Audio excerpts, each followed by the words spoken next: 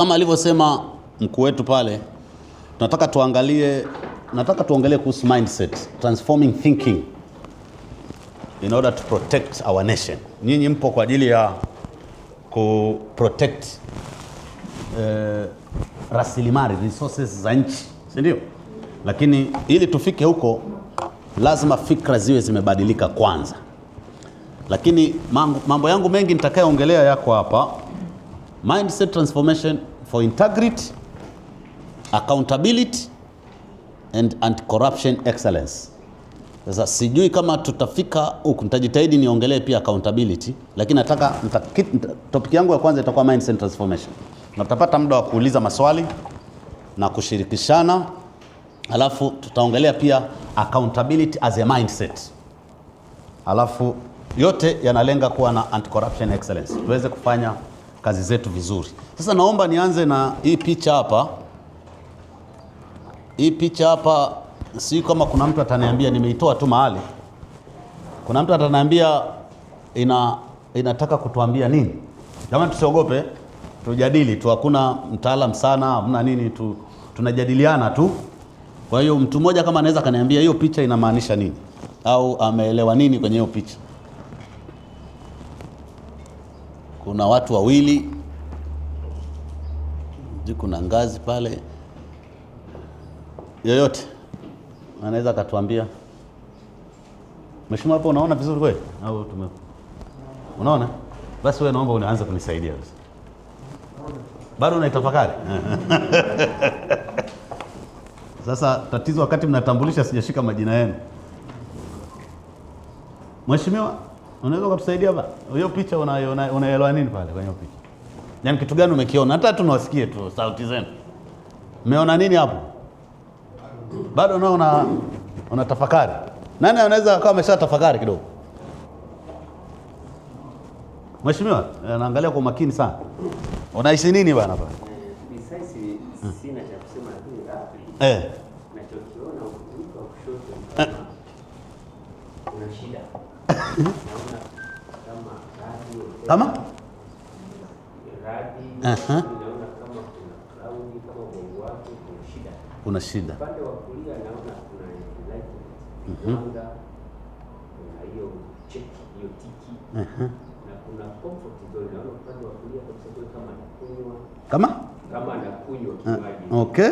Hiyo upande wa kulia ndio tafsiri kwamba someone is okay.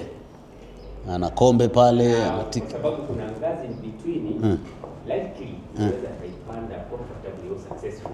Okay. Lakini wa kushoto huku casts doubt kwamba huyo anaweza kawa maybe hata kupanda hizo ngazi usiwe successful kadiri ya mazingira yake na yaona. Okay. That's what I can. Okay, jamani, tumpongeze kidogo jamani. Ingawa hatujui kama amejibu sahihi.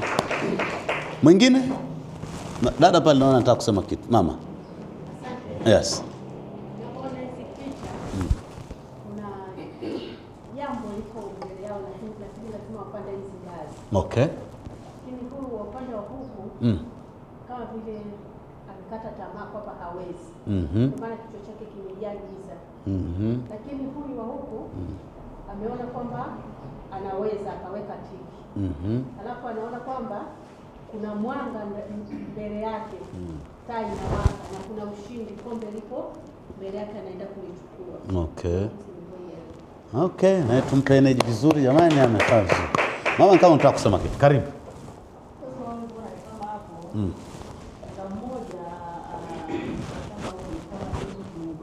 Mwenye goals. Aha.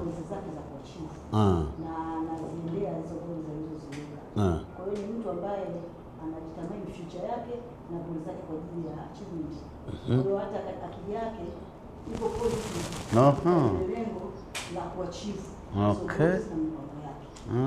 Lakini kwa hiyo anaenda hiyo katika positive. Katika hiyo goals au roots anachukua. Lakini kwa upande wa pili ni kwamba ni yule mtu ambaye hana malengo. Yaani yule mtu ambaye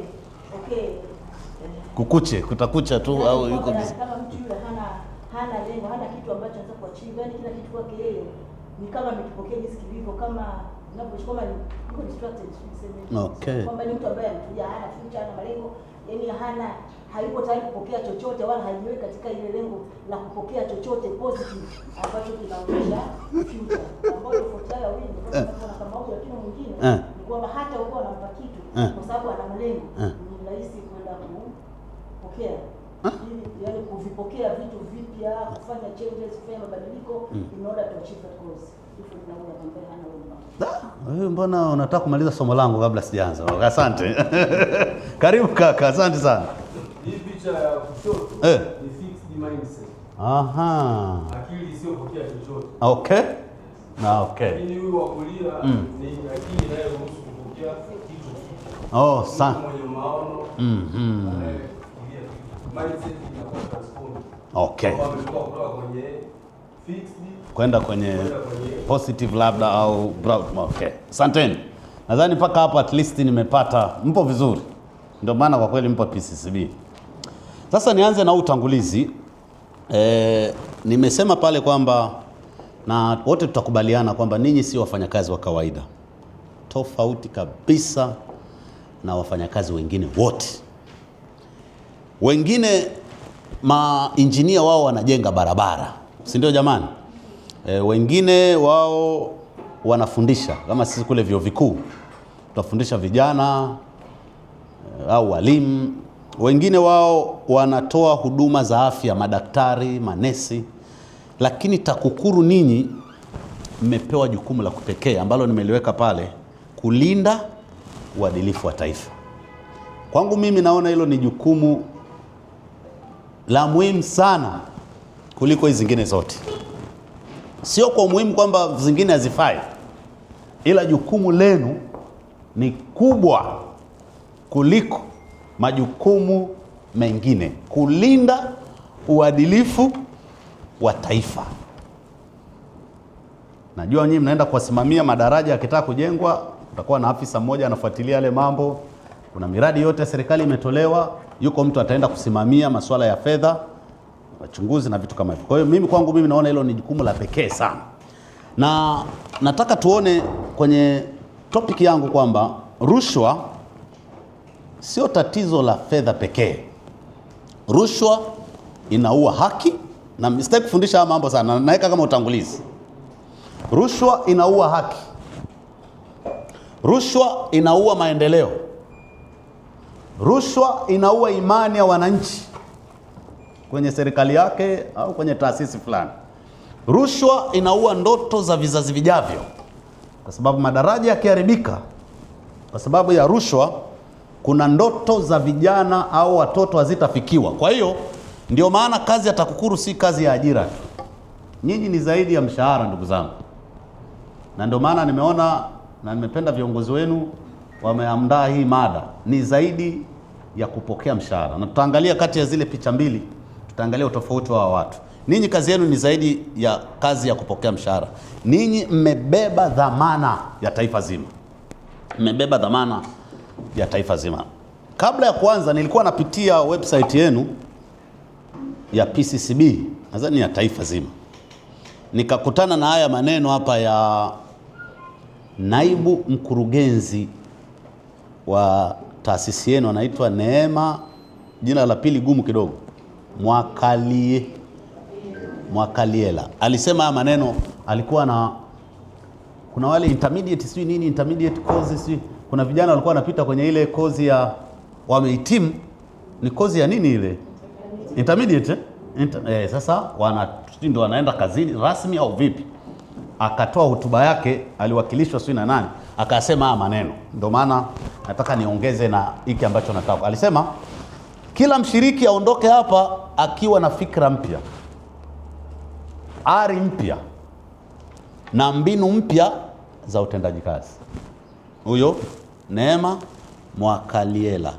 Sasa ningetaka kabla sienda tena niulize alikuwa anamaanisha nini alipotaka kusema sasa kwa waambii nini, alipokuwa anawaambia wale wakufunzi wachunguzi na wachunguzi investigators, alikuwa anamaanisha nini alipokuwa anawaambia kila mkufunzi hapa atoke na fikra mpya? alikuwa anataka kufanya, alikuwa anamaanisha nini? Sababu ni maneno magumu tunayatumia, sijui kama hata tunaelewa. Ari mpya inaweza ikawa tukaelewa motisha ile, si ndio?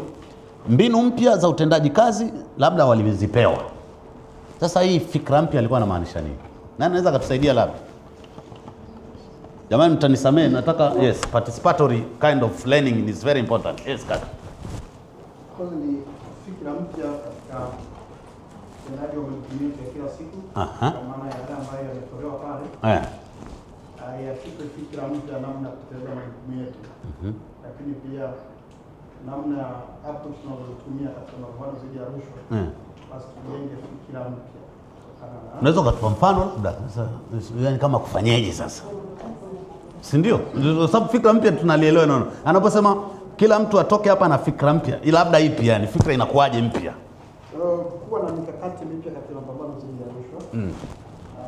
Katika utendaji unaweza kuwa na utendaji ambao umezoeleka kila siku. Okay. Lakini inabidi mfike mahali muwe na fikra mpya namna ya utendaji, mikakati mnayoiweka, vipaumbele mnayoviweka. Kwa hiyo zinatupatia hizo kuwa na fikra mpya namna ya kushughulika na rushwa yenyewe. Okay. Asante. Mwingine? Labda alikuwa anamaanisha nini? Upande ule siwasikia kabisa. Fikra mpya alikuwa anataka kumaanisha nini? Yaani ingekuwa nyinyi ndio mnamaliza pale au kama si kuna mtu alikuwepo hapo? Alikuwepo kwenye hiyo kozi. Walikuwa hapo kumbe mpo. Sasa nyinyi mna bahati alafu tunakuja kabisa kudiscuss fikra mpya leo. Ndio waliongea? Kumbe ulikuwepo. Karibu dada. Na katika mafunzo walipita watu tofauti wakifundisha utendaji, masuala yote kwa jumla, yani mambo yote. Okay. Lakini na mfumo mzima maalum kwa kufundisha wengine. Kwa hiyo katika hii kauli mbiu yake kwenye masuala ya fikra mpya, ambayo ni kama mtazamo mpya. Okay. Kwa kila mnachokifanya. Kwa sababu mmeenda pale mmeshaboreshwa vitu vingi zaidi. Mmeelezwa vitu zaidi. Na sasa hivi kuna mabadiliko kila aina ya utendaji wa makosa, aina ya yote mnapozidi kwenda kuna matukio mapya yako katika upande wa positive na negative. Yes. Hivyo hata kwa upande wa corruption kumeibuka na mbinu mpya katika utendaji. Lakini vile vile ndani kirejea hata kwa kiongozi hapa alisema before tulikuwa tunapita katika kupambana na rushwa. Tena nataka tu prevent. Kila mtu mmoja kuja kuprevent kwa sababu hiyo imekuwa inaleta majibu chanya zaidi. Hivyo katika hii tulipofundishwa tulielezwa kwamba ndio tulichojifunza ambacho kibezi katika mtambuka wote wa mapambano. Kwa hiyo tumekuwa chachu ya kufanya mabadiliko ya kimtazamo. Okay. Kwa hiyo hata tunapokwenda kwenye vituo vyetu vya kazi, maana yake tuwe tuna mitazamo mipya kutokana na mabadiliko yaliyokuwa yameshatokea na tulichojifunza kipya. Kwa sababu tunafahamu.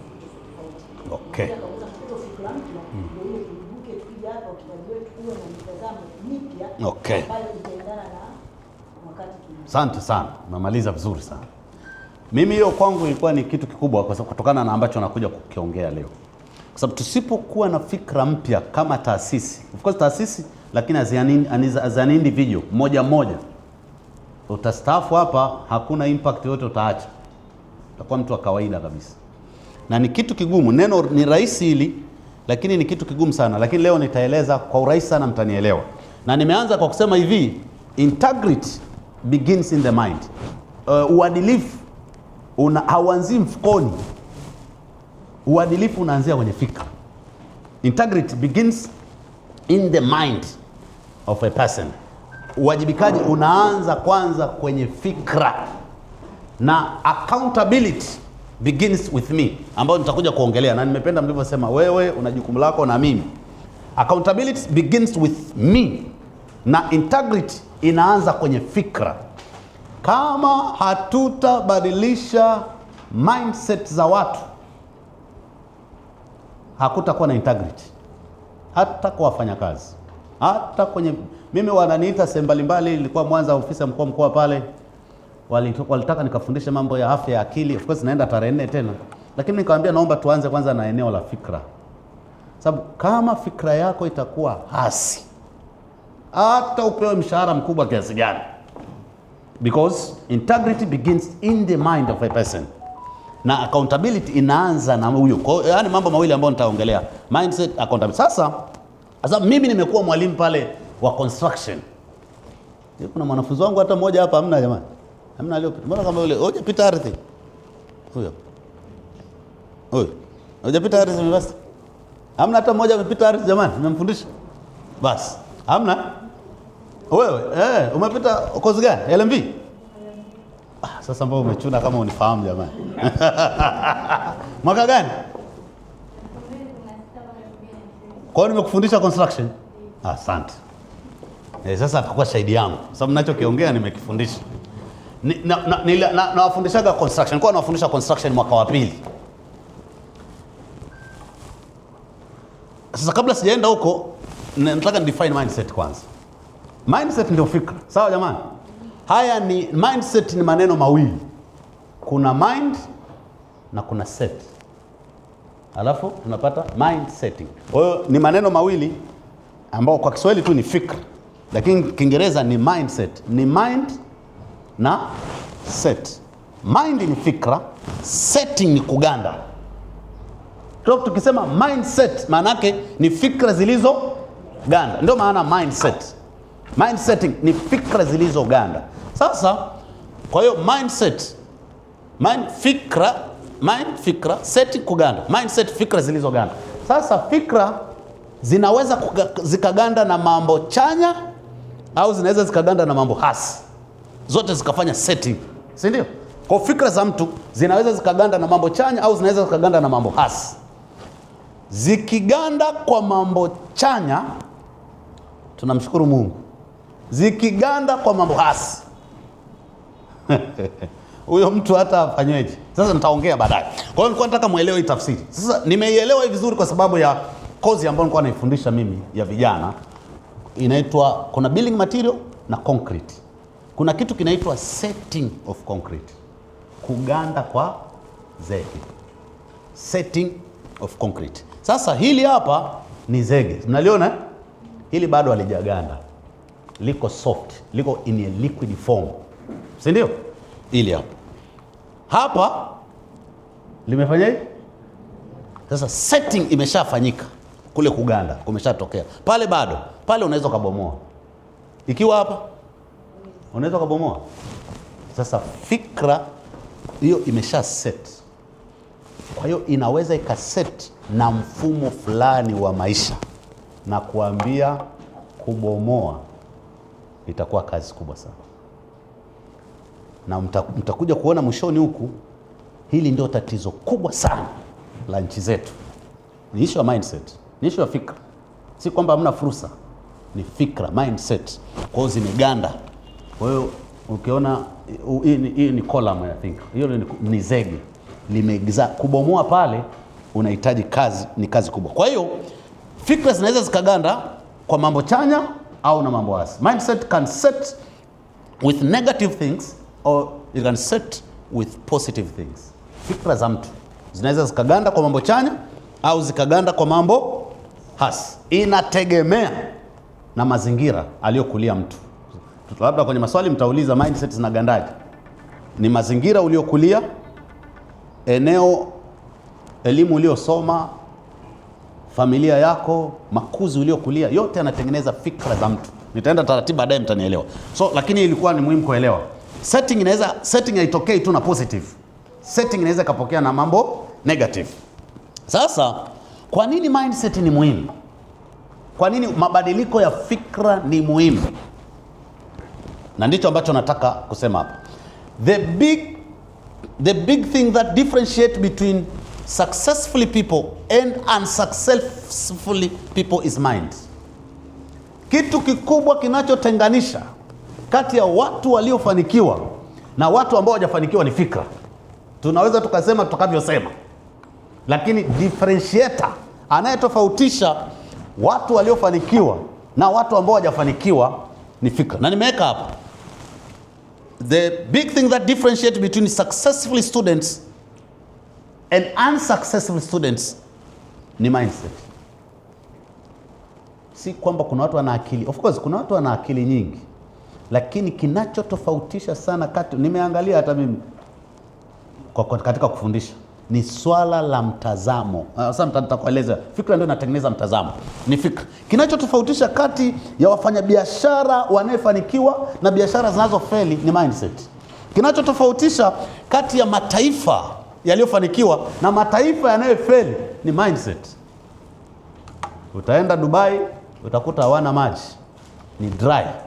Utaenda Israel ni dry, hakuna mvua throughout the year, lakini ndio ana supply matunda duniani, si ndio? Naenda Dubai, naenda hizo nchi za Saudi Arabia, sawa, utasema wana mafuta. Ukija Tanzania ukaona resources tulizonazo na wenzetu, utajua tatizo linaanzia wapi, ndugu zangu? Hapa. Tatizo linaanzia hapa. Successful organization na unsuccessful organization ni mindset. Department inayofanikiwa na department inayofeli ni fikra. Familia, successful family na unsuccessful family ni mindset. Ndugu zangu, kuna familia zina matatizo makubwa sana, zinapitia changamoto kubwa, lakini zina positive mindset. Kuna mwingine akipata matatizo dunia yote itajua. Si kwamba huyu ana matatizo, anayo, lakini fikra zake ziko chanya. Mwingine fikra zako ziko hasi. The same apply kwenye idara, kwenye kila kitu. Ukiwa unaongoza idara ya watu wenye mindset hasi, una kazi ngumu. So it's not about ability, it's about mindset. Sio ability. Unaweza ukawa na akili nyingi sana, kama fikra zako ni hasi, hautafika mbali. Because it's not about ability. Na hapa tunapokwenda sasa hivi sio ability, ni mindset. Fikra zako zikoje kuhusu idara? Nitakuja kuongea zaidi, lakini nataka pia ni concentrate sana na individual, mtu mmoja mmoja. Sababu ili taasisi ibadilike, lazima fikra za watu kwanza zibadilike. So sio habari ya mind, sio habari ya uwezo, ni habari ya fikra. Hicho ndio kinatofautisha. Kwa hiyo narudia tena, kwa nini mindset ni muhimu sasa? Kwa sababu mabadiliko ya kweli huanza ndani kabla hayajaonekana nje. True transformation inaanzia ndani kabla haijatoka nje. Kwa hiyo mtu mjanja akitaka abadilishe, alete mabadiliko ya kweli, anabadilisha watu wapi? Ndani. Ndio maana mnaona hizi taasisi za private sectors, Vodacom, Tigo nini, wana concentrate sana na kufundisha watu masuala soft skills. Na hawahangaiki na A za watu. Mnaona sasa hivi hawatafuti first class, wanatafuta watu wenye right mindset, wanawaajiri. Kwa sababu mtu akiwa na positive mindset, hata kama hana akili, ataleta maendeleo ya taasisi. Kwa sasa hivi wenzetu hawahangaiki na mambo ya ma-A, wanatafuta watu vijana wenye positive mindset, kwa sababu mabadiliko, na wana invest sana kwenye soft skills, transformation of mindset. Zile soft skills, utakuta mtu yuko sharp, yupo smart, yupo nini, kwa sababu fikra zake zimebadilika. Haangalii tu pesa. Sisi hapa tunafundishwa kuangalia pesa huko kwingine, na ndio maana tunakwama, au maana wanakwama. Kwa hiyo mabadiliko ya kweli, viongozi wenzangu na wafanyakazi wenzangu, yanaanzia wapi jamani? Ndani, kabla hajaanzia nje. Kwa hiyo nikitibu afya ya akili, kama sijakubadilisha ndani, wewe uko hasi. Kwa sababu afya ya akili zingine ni msongo tu wa mawazo. Umekanyagwa kwenye daladala, una react, utakanyagwa tu siku nyingine. Inabidi ubadilishe fikra kwamba acha mimi nishamsamehe kabla hajanikanyaga. Ni tofauti. Ukishakuwa na mindset ya aina hiyo, utaumia. Afya ya akili yako itakuwa nzuri tu. Kwa hiyo mindset ni nini? Kama nilivyosema, ni mfumo wa kufikiri, mfumo wako wa kufikiri, namna yako ya ufanyaji kazi ndio inaonyesha mindset yako ikoje. Tafsiri unazoziweka kwenye changamoto ni mindset. Ukipewa kazi ngumu, unatafsiri vipi? Kuna mtu akipewa task ngumu anatafsiri kwamba anaweza. Mwingine akishapewa anasema siwezi. Ni mindset. Sio kwamba kazi ni ngumu. Fikra zako ziko hasi. Unatafsiri vipi changamoto? Unatafsiri vipi changamoto? Tena hapa Dar es Salaam tuna mfano mzuri. Kuna foleni nyingi sana, si ndio? Foleni ndefu zinasumbua sana. Lakini kuna mtu mmoja anaitwa Bagresa. Alipoona foleni nyingi Dar es Salaam, akatengeneza vibaskeli ambavyo vinapita katikati ya 4 lane. Vinauza nini? Ice cream. Kwa sababu kuna joto pia Dar es Salaam. Kwa hiyo akawa anauza basi. Kwa hiyo katikati ya 4 lane yeye ana watu anauza nini? Biashara. Ameajiri watu wengi sana. Hivi yeye anapoomba asubuhi kumwomba Mungu, anaomba 4 lane zipungue kweli? Na wewe unaomba ipungue, hivi nani atasikia? Kwa sababu yule ameajiri watu wengi kweli. Kwa hiyo fikra zake zinapoona tatizo, waangalia watu wanafanikiwa. Kwa sababu huwezi kuwa promoted kazini, huwezi kuwa promoted kokote kama hutatatua matatizo. Ndio tatizo liko hapo. Wewe utaweza kusema umelogwa, kumbe fikra zako ziko hasi. Na nitawaambia mbele kinachotofautisha kati ya viongozi na ambao sio viongozi. Mtaviona wazi leo kwenye accountability. Namna tunavyowazi, namna tunavyotazama mambo. So tafsiri yako ya changamoto hiyo ni fikra. Imani tulizonazo kuhusu uwezo tulionayo ni mindset. Kuna watu wanajiona mimi ni wa kushindwa. Hiyo ni imani alionayo. Kabila letu ni la kushindwa. Amejua wapi yeye ni wa kushindwa? Alipokulia ni mindset, na aliambiwa kwao huna akili. Kwa hiyo ikatengeneza huyu mtu, ndugu zangu, anayejijua hawezi, hamna namna utamsaidia. Atalalamika, atastaafu, anaweza akaama idara moja, akaenda wananichukia, akaama kwingine, maisha yake atakuwa vile vile mpaka siku ambapo atabadilisha fikra. Kwa hiyo taasisi haiwezi kubadilika mpaka fikra za watu zibadilike. Taasisi kama ya kwetu ya TAKUKURU hapa, tunaweza tukabadilisha mifumo. Kama hatujabadilisha mindset za watu, haitasaidia. Tunaweza tukabadilisha budget haitoshi. Nitaangalia baadaye, tutaongea. Budget ni ndogo. Kama hatutabadilisha mindset, fikra za watu, hatutabadilisha chochote. Tunaweza tukabadilisha teknolojia, tukaleta teknolojia mpya, mambo mazuri, lakini kama hujabadilisha mindset za watu, matokeo yatabaki yale yale. Kwa sababu unabadilisha vitu vya nje, hujabadilisha ndani. Ni useless, unapoteza muda. Ukibadilisha ndani, hata kama mifumo itakuwa migumu, hata kama budget itakuwa ndogo, kuna namna utapata suluhisho. Namna gani, mbinu gani niifanye ili niweze kutatua hili tatizo. Lakini sisi na taasisi mengi tunaenda, watu wanaangalia kwanza fedha. Wanasema fedha ni ndogo. Hakuna mahali fedha inakuwa nyingi, haitakaa itokee. Lakini ni issue ya fikra kwanza. Mtaniuliza maswali baadaye, msiogope. Kwa hiyo TAKUKURU ina mahitaji makubwa, na nchi inaiangalia, kuchunguza investigations ambazo mnazifanya, kusimamia haki. Sio kazi rahisi, hiyo ni kazi ya Mungu kabisa. Kupinga rushwa, kukuza uchumi kwa kuzuia mianya yote ya rushwa. Kwa hiyo maendeleo haya yanahitaji mindset ya utendaji, sio mindset ya mazoea. Hamwezi kuleta maendeleo kwa fikra za mazoea. Haiwezekani. Lazima fikra za watu zibadilike, iwe mindset za kiutendaji. Sababu hii kazi mnayoifanya, ndugu zangu, kama nilivyosema pale, sio kazi ya mshahara tu. Ni kazi kubwa kwa ajili ya kusimamia maendeleo ya taifa. Sasa nina formula hapa. Hii ndio inajibu kila kitu. Nadhani kila mtu aone hiyo hapa. Hiyo bana ni formula ya muhimu sana. Inasema hivi, mindset ipo katikati. Mnaiona? Hii ni mindset. Mindset ndio inatengeneza kitu kinaitwa attitude. Attitude Kiswahili chake ni mtazamo. Kwa hiyo mtazamo wako unaathiriwa na nini? Unatokana na mindset. Mindset inatengeneza attitude. Attitude inatengeneza your behavior. Behavior inatengeneza actions. Action, results. Results, performance. Sasa unaona, ukitaka ubadilishe results, unabadilisha nini? Mindset. Ukitaka ubadilishe action, matendo yako, unabadilisha nini? Mindset. Ukitaka ubadilishe behavior, unabadilisha nini? Mindset. Ukitaka ubadilishe attitude, unabadilisha nini? Mindset. Okay. Sasa watu tunataka tubadilishe performance, hatujabadilisha mindset. Hamna kitu kama hicho, tutapoteza muda. Kama tunataka tubadilishe performance ya TAKUKURU mkoa wa Temeke, tunaanza kwanza kubadilisha mindset.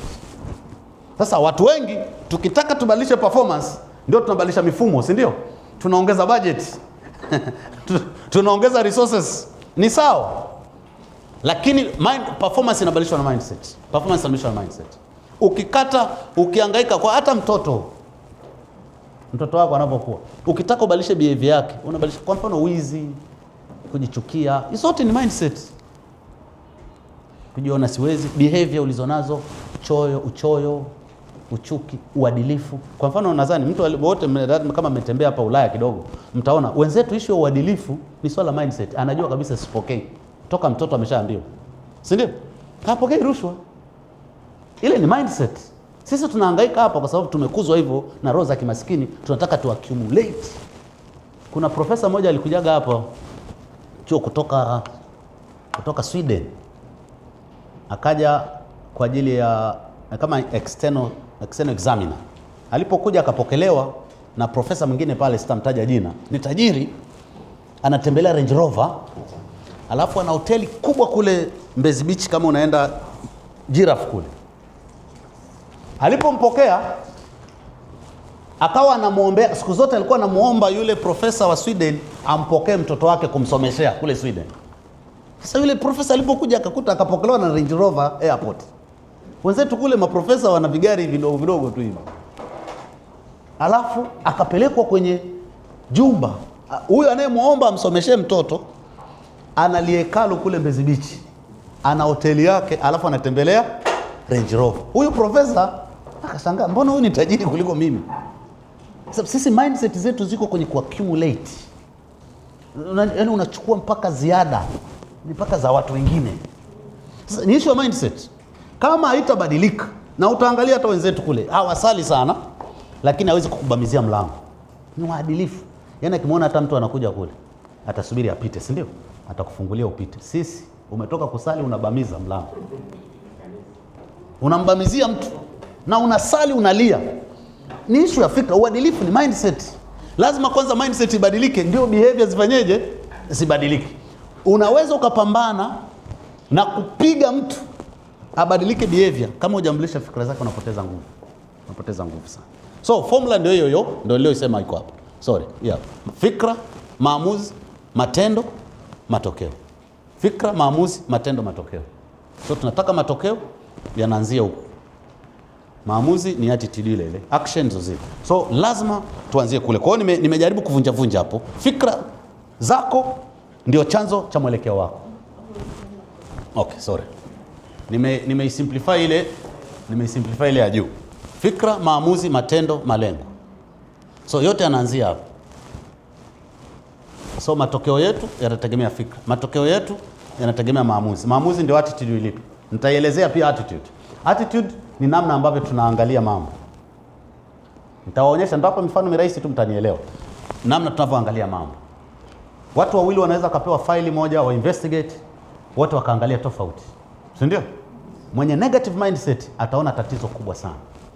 Mwenye positive mindset ataona anaweza. Na nitakwambia baadaye, ni fikra. Ukishasema naweza, Mungu alivyotuumba, uwezo unaanza kuja ndani yako. Ukishasema siwezi, ni sawa vile vile. Unaanza kushindwa. Ni mindset. Sio kwamba ni ngumu, ni baya. So, kwa hiyo tuanze na zinyanyambue. Fikra zako ndizo chanzo cha mwelekeo wako. Alafu fikra zako zinajenga imani ulionayo kwamba naweza, nitafanikiwa, katikati ya matatizo nitashinda. Inatokana na fikra. Fikra zako zinaamua unajiona nani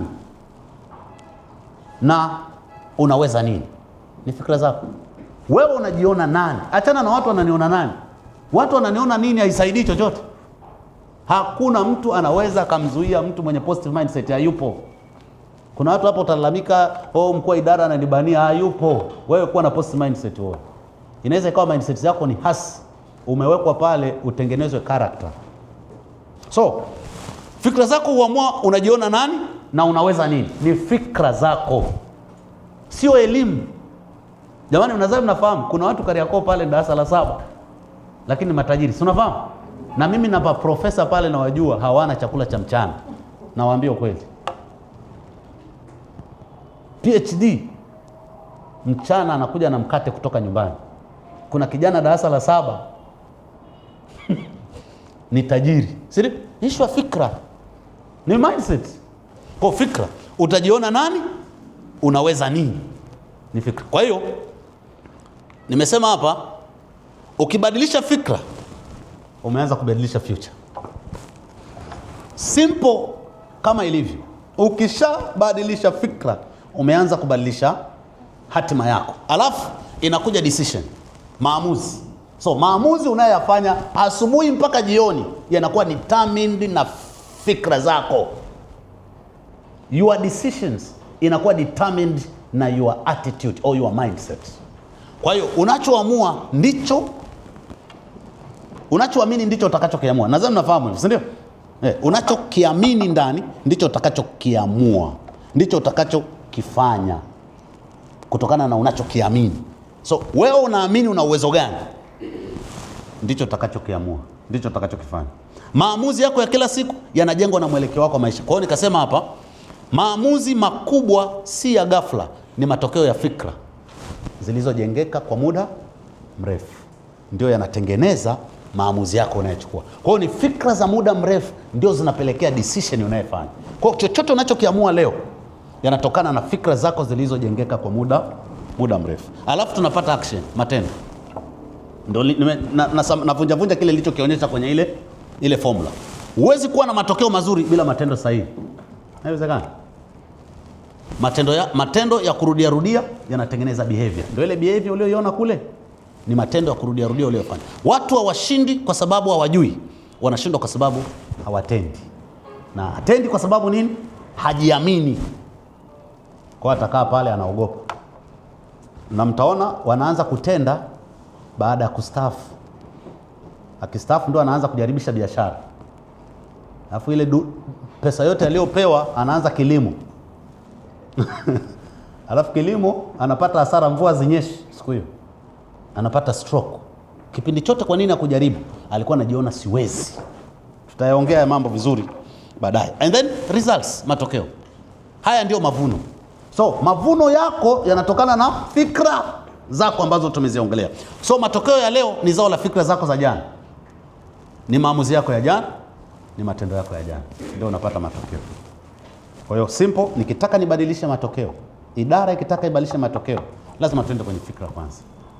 Ibara inataka ibadilishe tabia, na ikiwezekana kwa hii new generation, vijana wakiajiriwa wapya, wanabadilishwa mindset kwanza. Kabla hujamwambia afya ya akili, sio nini, mbadilishe fikra kwanza. Sababu wengi, tutakuja kuangalia baadaye, vijana wengi sasa hivi hawajui kwamba bosi pale alimaliza mwaka degree ya kwanza 2002. Akiona anaendesha gari zuri leo, yeye anataka ndani ya mwezi 6. Ndio changamoto, ndio anapokea rushwa. Nilimsikiliza sio nani, Jenerali Ulimwengu, sema uwezekani umeajiriwa miaka 3 tayari una nyumba kubwa, una gari la milioni 300. Uwezekani? Hata jana nilikuwa namsikiliza Hasad, Profesa Hasad. Nimemsikia jana. Anasema uwezekani umekuwa mbunge miaka 5 alafu unatembelea lile nini la milioni 100. Anasema sisi 300, hata mimi silijui. Nini 300? Nini? LC 300. Ni LC 300. Anasema anamjua mmoja na 5. Lazima kuna shida mahali. Umeyapata wapi? Sasa new generation sasa hivi inataka haraka. Hajui ni mchakato. Sasa aina mbili za mindset ndio nilizozionyesha pale. Aina mbili za mindset. Ndio hii picha hapa. Of course ndio ile tuliiona kule. Mnaikumbuka? Hapa tumeiweka tofauti kidogo. Hizi ni aina mbili za mindset. Huyu mnamuona mindset yake? Si mnaona alivyo? No X, kuna minyororo iko huku, moyo umepondeka, mawingu huku kichwani moja. Alafu huyu ndio dada aliyosema kuna ushindi, kila kitu kiko okay, tiki ta, yes. Sasa hawa ni watu tuko nao. Naamini hapa, sijui kama wako upande huu, ngoja tutaona. Sijui kama upande huu wako, mpaka mwisho tutajijua. lakini tunatakiwa tuwe huku. Sasa ngoja tuelezea watu wawili. Sasa hapa naenda kwa undani kidogo, kule ngoja natoa utangulizi. Hawa wawili kuna mindset za aina mbili hapa. Kuna positive mindset na negative mindset. Kuna mindset za ajira na mindset za dhamana. Ameajiriwa kabisa, anajua hili ni jukumu langu. Mindset za dhamana, hizo ndio positive mindset, na mindset za ajira, hizo ni negative mindset. Yeye anasubiri tu tarehe 30. Sasa ngoja tuzinyambue, alafu baadaye tutaangalia wewe una follow up. Sasa tuanze na huu jamaa wa upande huu, inaitwa mindset ya ajira. Huyo yeye ukimsikia anauliza, utasikia tu mshahara wangu ni kiasi gani. Sio kwamba ni mbaya, lakini naangalia watu ambao wanapofanya interview au wanapotafuta kumpromote mtu, wanaangalia kitu gani. Itakusaidia, utaelewa. Mindset za ajira ambao negative mindset, anaangalia tu mshahara wangu ni kiasi gani, utakuja lini, ninafaidika nini kwenye hili jambo, nitaondoka saa ngapi. Sasa siwasemi ninyi, naongelea idara kule kwingine. Nyinyi hamna shida kabisa na muda wa kuondoka na wakuja.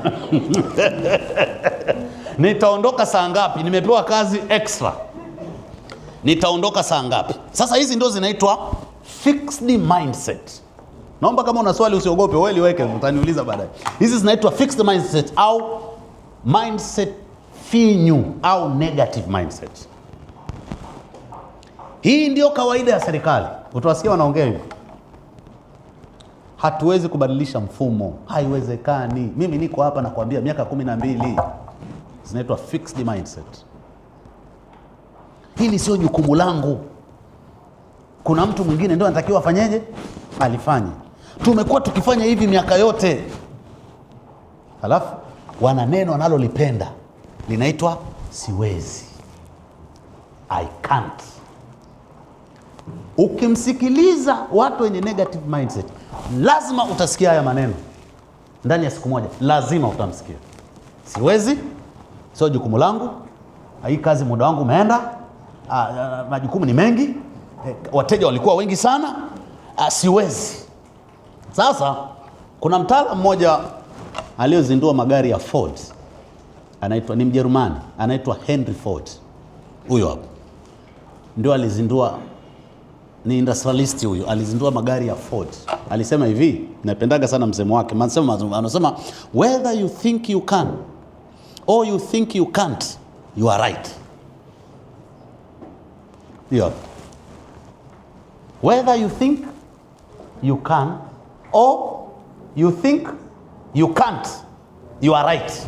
Mmemwelewa alikuwa anamaanisha nini? Yaani ndani mwako kama una fikra za siwezi, uko sahihi kabisa, utaweza. Ndani yako kama una fikra za naweza, uko sahihi, utaweza. Na ndani yako kama una fikra za siwezi, uko sahihi, hautaweza. Henry Ford, msemo maarufu sana, alisema toka mwaka 1905, whether you think you can or you think you can't, you are right. You will get results of your thinking. Utapata matokeo ya kile ambacho unafanyaje, unakifikiria.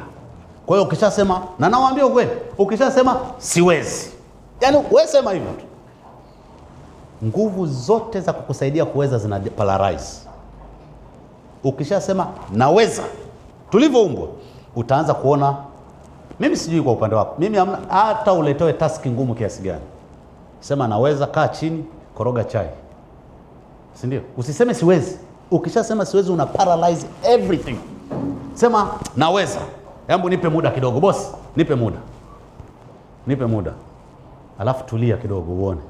Unaona majibu yanaanza kuja. Wewe angaliana hata darasani, ilikuwa ikija mtihani mgumu, unasoma mwanzo mpaka mwisho, huoni hata swali moja, unarudia tena, alafu unaweka chini, unacheka kidogo, unaanza kama unacheka, unatabasamu kidogo, una relax kidogo, unafanya kama unaangalia saa hivi, unaangalia wengine, unaona anashangaa, unamcheka kidogo, unatengeneza ndani, unaanza utashangaa.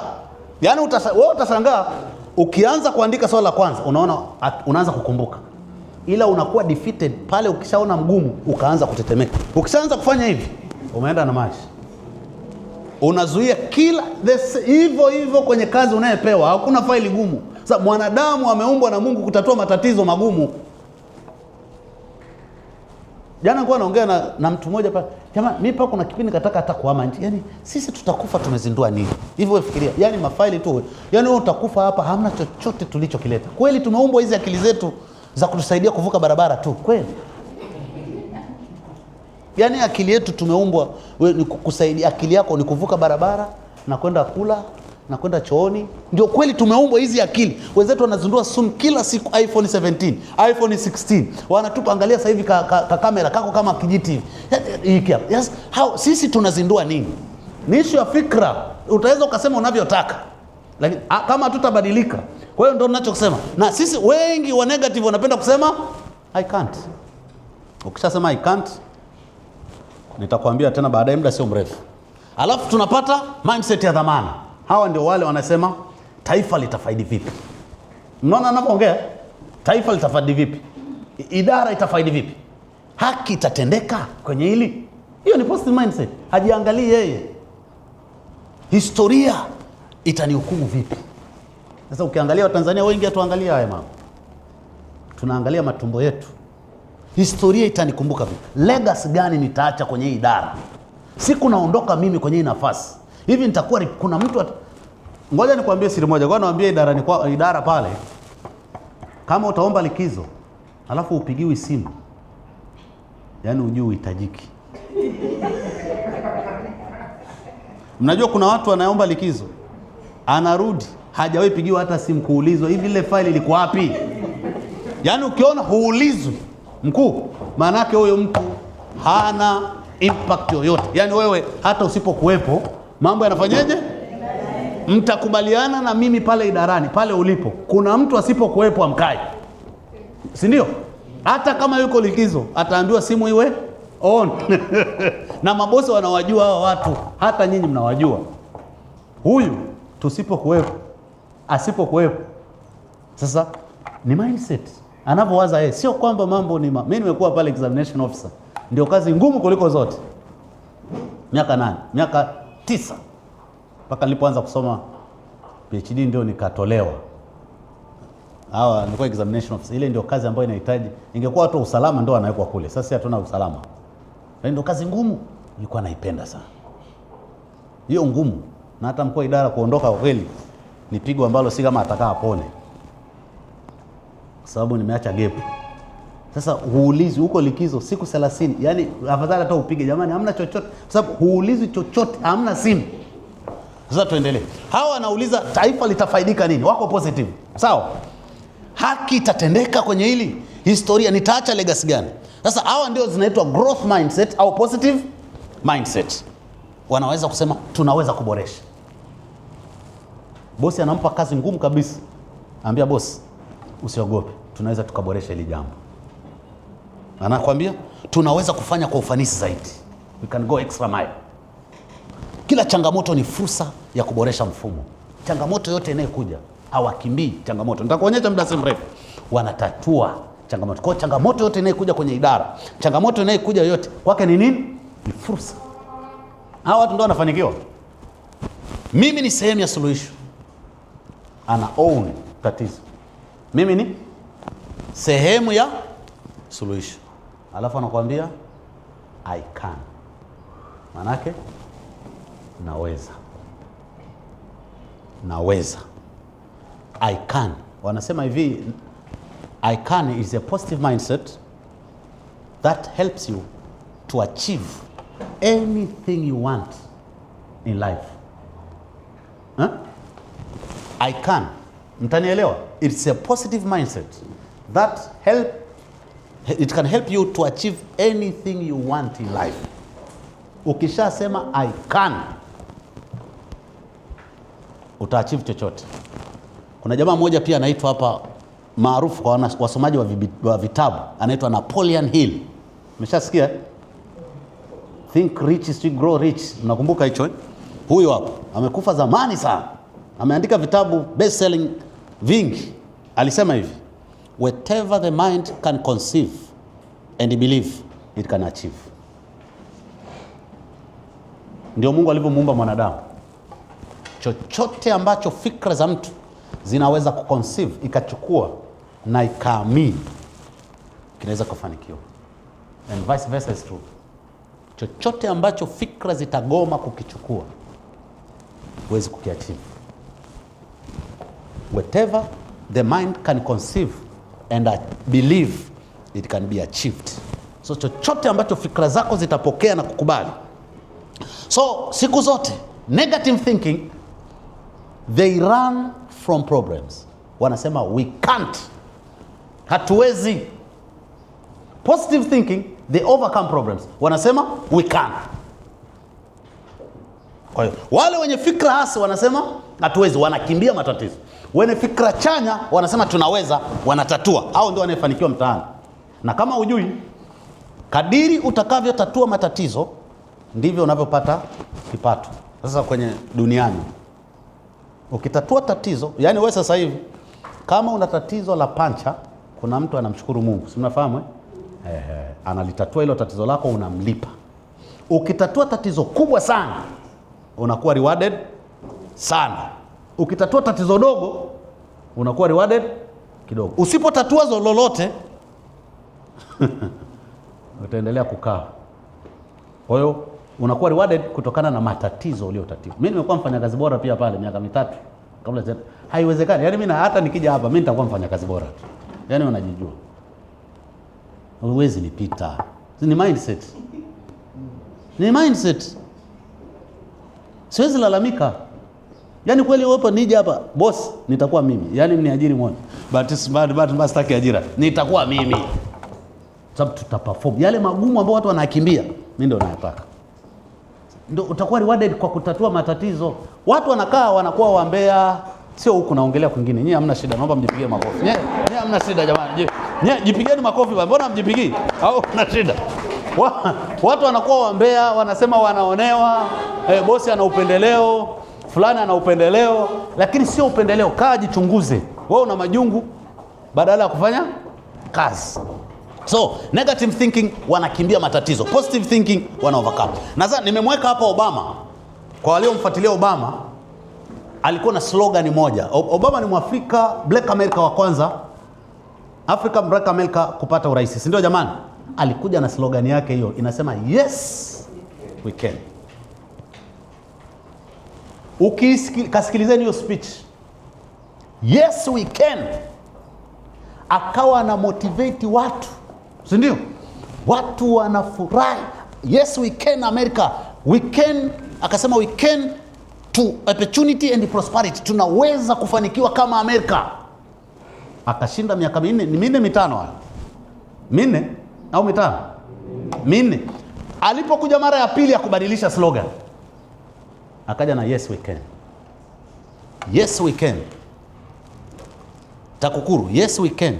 Kutoka kwenye mentality ya kazi ni ngumu kwenda kwenye mentality ya tunaweza kubadilisha jambo. Tunaweza kuleta mabadiliko. Sema tunaweza. Semeni hivi, sema tunaweza. Sema tunaweza. Sasa nimewekea yes we can nyingi hapo. Yes we can fight corruption with courage and professionalism. Tunaweza. Yes we can protect public resources. Yes we can strengthen public trust in our institutions. Yes we can create corruption free zone resistant society. Tunaweza. Lazima tuwe na hiyo mindset sisi kwanza. Yes we can uphold integrity even under pressure. Yes we can choose what is right over what is easy. Yes we can lead by example. Yes we can build a culture of integrity.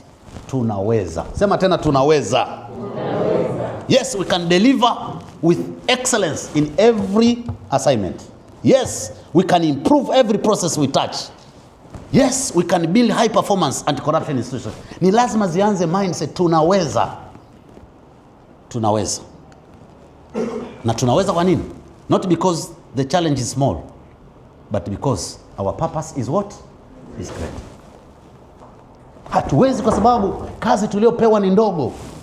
Tunaweza kwa sababu kusudi tulilopewa la kudhibiti integrity ni kubwa. So yes we can. Tameke, sema tena yes we can. Yes, we can. Mnaweza. Inawezekana. Ni swala la mindset. Kwa hiyo mindset, ndugu zangu, inaathiri kazi ya utoaji huduma wa institution. Itaathiri. Kazi ya utoaji huduma itakuwa kubwa au itakuwa ndogo, inategemea na mindset za wafanyakazi. Mindset itaathiri hali ya motisha ya watumishi. Tafuta watu wenye positive mindset 8 na tafuta watu wenye negative mindset 50. Motisha ya wale 8 itapeleka ile shirika mbele au institution mbele. Wale 50 wa kulalamika watashindwa kufanya kazi. So motisha ya watumishi inategemeana na mindset zao. Mindset itaathiri taswira ya ofisi ya TAKUKURU Temeke. Itaathiri taswira yenu inavyoonekana kwamba hawawezi, wale hawawezi, wale madhaifu. Maendeleo ya wananchi yanaathirika, na mnajua madaraja, majengo yote yanayojengwa, fedha za watu zinazotoka. So maendeleo ya wananchi yataathirika kwa sababu ya mindset za watu. Kwa hiyo ndugu zangu, utendaji wa TAKUKURU hauzuiliwi tu na budget. Utendaji wa TAKUKURU utazuiliwa na nini? Na fikra za watendaji. It's not all about budgeting. Sio budget, ni fikra za watu zikoje. Fikra za watu zikoje. Ofisi inabadilika pale ambapo wafanyakazi wake wanafanyaje? Wanabadilika. Wafanyakazi wanabadilika pale ambapo fikra zao zimefanyaje? Zimebadilika. Na fikra hubadilika pale ambapo mtu anaamua kuona mambo kwa namna mpya. Kwa hiyo maendeleo ya TAKUKURU hayategemei sera. Maendeleo ya TAKUKURU hayategemei sheria tu, laws, regulations. Maendeleo ya TAKUKURU yanategemea fikra za wanazozitekeleza. Tunaweza tukawa na sera nzuri sana, na Tanzania tunazo nzuri mno, nzuri sana, lakini tatizo liko kwenye nini? Ziko kwenye fikra za wanazozitekeleza. So maendeleo haya yanategemea fikra. Sasa nitawapa mfano mzuri ambao mimi niliusikiliza zamani 2006. Nilisoma kitabu kidogo. I don't know kitabu ni cha Think Big or What, nikiwa form 2 I think. Na juzi nilikuwa kule tarehe ngapi? Nilikuwa Serengeti kule tarehe ngapi? Na sasa hiyo picha baadaye tukipumzika nitaionyesha picha. Nilimwona huyu mtu hapa. Anaitwa Lion, King of the Jungle. Simba. Why the lion is the king of the jungle? Nilikuwa Serengeti. Mimi nimekulia national parks zote Serengeti, Mikumi, Ruaha, Arusha, Tarangire, Momela. Kwa hiyo na juzi nilikuwa Serengeti na tukamwona simba akaja baba kwenye gari hapo. Wanasema hivi, the lion, why the lion is the king of the jungle despite of all these shortfalls? The lion is not the tallest animal in the jungle. The lion is not the greatest animal in the jungle. The lion is not the strongest animal in the jungle. The lion is not the smartest animal in the jungle, but still is the king of the jungle. Nini kinachomfanya simba awe mnyama wa pori? He's not the tallest. He's not the heaviest. He's not the greatest. Hana hata pembe moja. Lakini anatawala pori. Kinachomsababisha simba awe nani wa pori ni mindset. Angalia, the tallest animal in the jungle ni giraffe. Si ndio? Tungetegemea basi kama ni urefu ndio unasababisha uwe king, huyu ndio angekuwa king. The tallest, the heaviest animal ni tembo. Na nilikutana naye mmoja, nitaonyesha live picha ambayo nilimpiga kabisa juzi. Unaliona? Sasa wakati nawafundishaga vijana au anawaambia huyu jamaa ni profesa, kwa sababu hii ni profesa, hizi ni PhD 1, 2. Mnamwona? Hili lenyewe akikushika hivi hata gari analitupa kule. But he's not the king of the jungle. Ana profesa, ana doctor, PhD ya kwanza, PhD ya pili. Kuna huyo the greatest animal. Huyo naye ana PhD na PhD 2. Hii ni degree na ana PhD. But he's not the king of the jungle. Huyu si ni nani? Cheetah. Kuna huyo hapa the smartest one. Anajificha kwenye kamti hivi. alafu anakudonoa, lakini is not the king of the jungle. What make the lion to be the king of the jungle despite of all these shortfalls?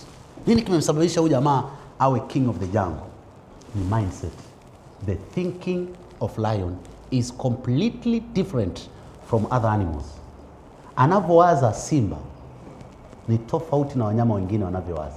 Simba akimwona tembo, kwake yeye anaona ni chakula. Kwa kama ni Mkatoliki atasema kwa jina la Baba na la Mwana na la Roho Mtakatifu, amen. Kama ni Muislamu anasemaje? Bismillah. Hana kingine. Kwa hiyo anapomwona tembo anaona, ndio mindset yake. Tembo akimwona simba anaona ni naliwa. Basi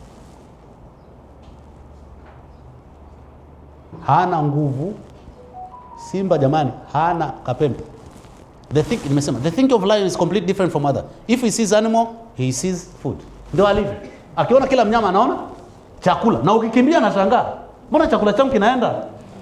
Wewe ukimwona simba unaona naliwa. Ndio hicho. Ndio tofauti huko hapo. Sio tembo. Wewe unaweza kusema mimi sijasoma. Sio issue ya kusoma, ni issue ya fikra. Other animals consider themselves food for lion. Angalia. Umeona simba? Hana pembe, hana mkonge ule. Ndio hako kao, ndio huyo simba. Angalia tembo, ndio ule niliwaonyesha hapa. Umeona? Yaani ukicheki in terms of morphology, hata walivyo mtofauti. Yaani huyu anaweza kumkanyaga tu na mguu wake. Angalia hapo. Huyu ni faru, angalia. Ana unaona ile nini?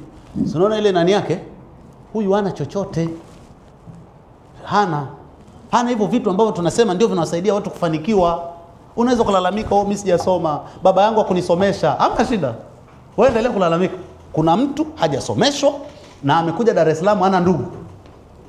Sio hapo mnafahamu? Amekuja Dar hana ndugu, hana baba, hana mama. Lakini ni tajiri. Sasa mindset yake haipo kwenye kusomeshwa. Yeye ipo anaangalia fursa. Wewe uliosoma, ndio maana unaona wasomi wengi ni maskini. Sababu anaangalia elimu yao. Kuna vijana hajasoma, yeye anafanya chochote. Mnaona simba? Cheki ile tembo jamani. Cheki. Yaani mnaona hata kimo jamani. Si umpige teke hivi. Hawezi kwa sababu ya fikra zake. Na si kaangalieni documentary, simba anauliwa, tembo anauliwa. Angalieni. Hata kumkanyaga hawezi kwa sababu fikra zinasema analiwa sasa hivi. Angalia. Yaani huu mkonge wake haumsaidii chochote. Google, nenda leo YouTube, angalia lion, simba anavyomuua tembo. Anauliwa. Kwa nini nguvu hazikui generate hapo? Sababu ameshasema I can't. Ukishasema hivyo, nguvu zozote hazitoki ndani mwako. Angetumia huyu kumrusha kule. Unajua anatumia la nguvu sana hii, ndio linaua, linavunja mti. Kwa nini hatumii? Sababu anajua naliwa. Hivi mnajua nyinyi mkiwaona, tukiwaona wa Kenya na sisi, tayari umeshaona naliwa. Ndio iko hivyo. Yaani ukishamuona Mkenya akija mahali na Mtanzania anajua mimi ni nini? Ndio tuko mindset ziko hivyo. Ukitenda ukimwona Mnigeria ndio unaogopa kabisa. Wewe mnaangaliaga movies za Kinigeria, si ndio? Kuna ambao hawajui Kiingereza kabisa lakini anaongea Tanzania anaongea Kiingereza. Anabomoa lakini ana confidence. Sisi unaogopa. Na umefundishwa kwamba Kiingereza ndio akili. Kwamba Kiingereza ndio akili. Ndio yani sisi wa Tanzania ndio maana tunapeleka shule hata kama hana maadili, mradi anaongea Kiingereza tunajua ana akili. Yaani ukimwona mtu anaongea Kiingereza, I say, jamaa ana akili yule. Ni mindset. Wa Tanzania tuna uwezo mkubwa sana, lakini akija Mkenya atatuintimidate. Si kwamba wana uwezo mkubwa kuliko sisi. Ni mindset zao. Waangalia kwenye uchapaji kazi wao. Waangalia hata sasa hivi siasa zao kule. Waangalia na sisi. Kama tuko dunia mbili tofauti. Mindset za kwetu ni za si ndio ujamaa. Kwa tunakaa watu wanakuja Nilienda na shamba kule Kilimahewa ndani kule. Nikamkuta mzungu kule ndani. Yaani unapata pale kilomita kama 10 na kutoka Kilimahewa unaingia ndani kule. Yuko mzungu amejenga kule, anauza matunda. Kuna wale wanayemzunguka wote ni maskini pale. Kaeka tu matanki ya maji. Matanki ya maji, mzungu yupo ndani kule.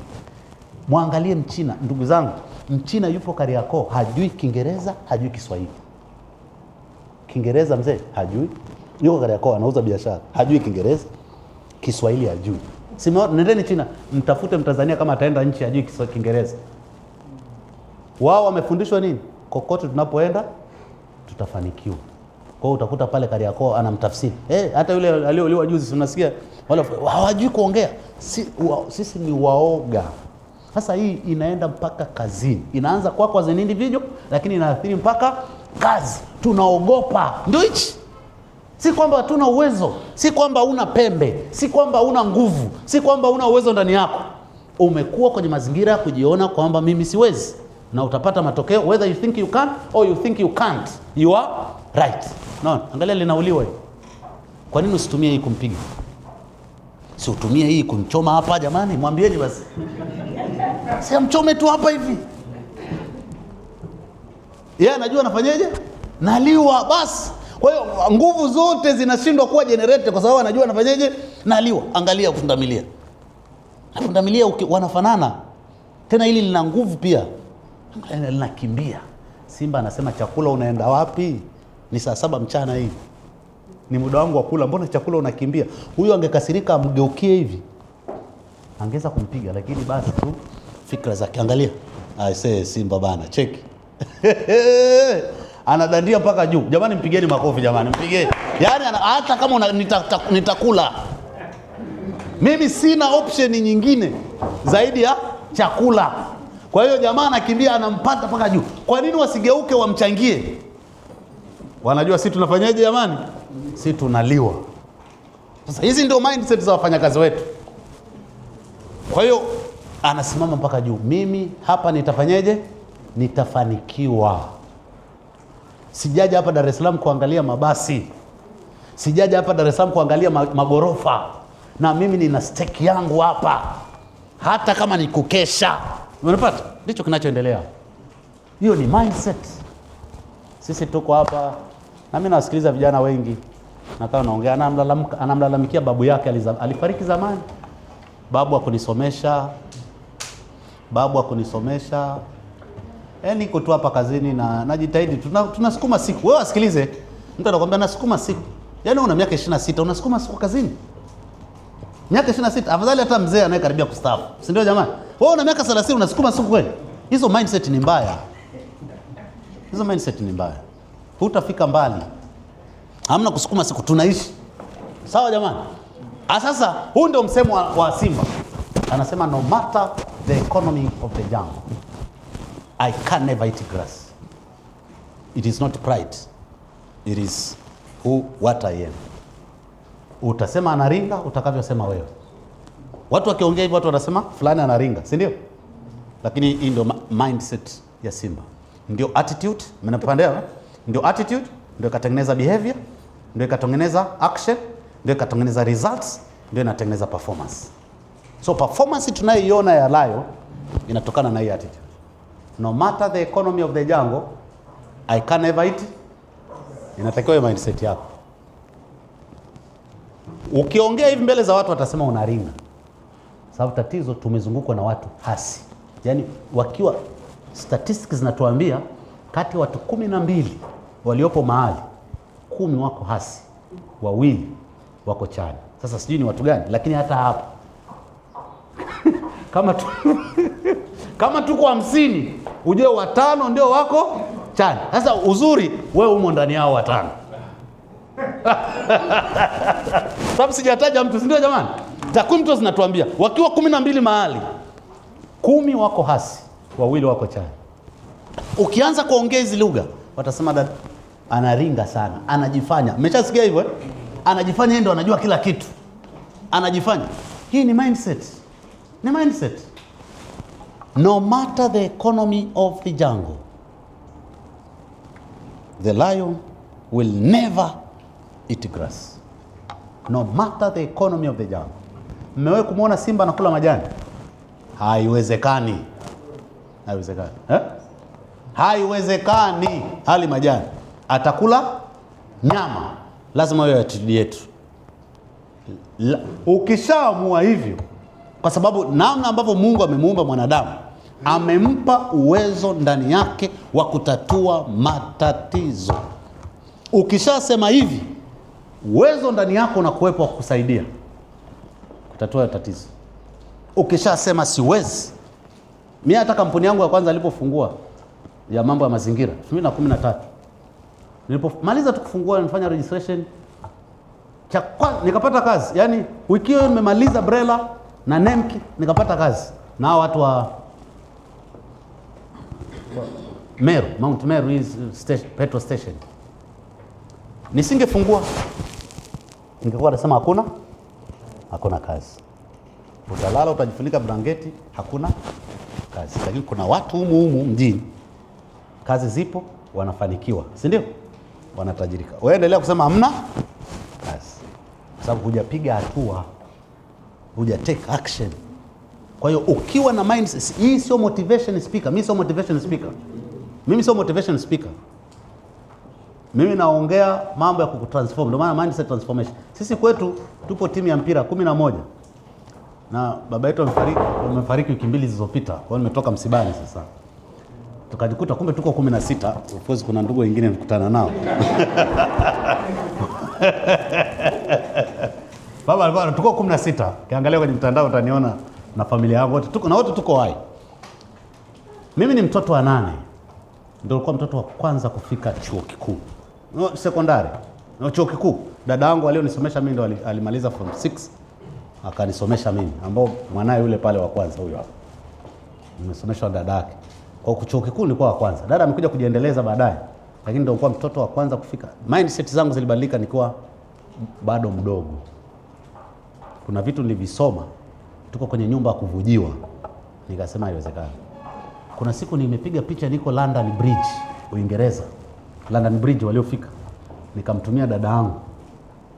Dada yangu mmoja wa chini yake, huyo dada yangu alionisomesha.